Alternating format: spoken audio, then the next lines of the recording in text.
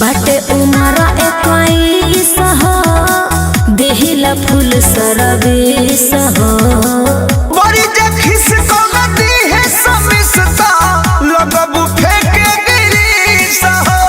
अरे का कह देलो बाटे उमरा 21 हो देहिला फूल सरबीस हो बड़ी जखिस को गति है समिसता लगबू फेंके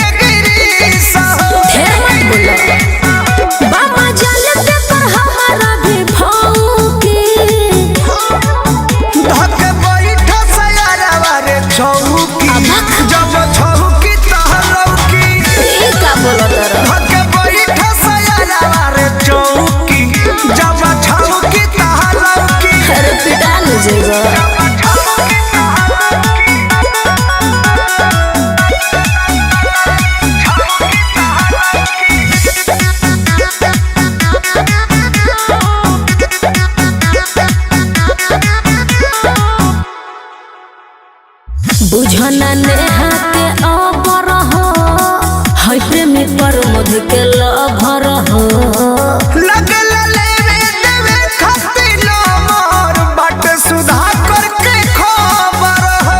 अरे उ त साफा बह गइल बड़े नेहा के बुझना अबर हो है प्रेमी पर मध के लभर हो लगल लेवे देवे खातिर मोर बाट सुधा करके खबर हो। सही कहता जाने पढ़े चढ़े बोला मन सौखे धके बैठ सयारा रे चौकी जब छौकी तलौकी गालौकी हो धके बैठ सयारा रे चौकी जब छौकी तलौकी। मुहे तू दे सबर कर बालक।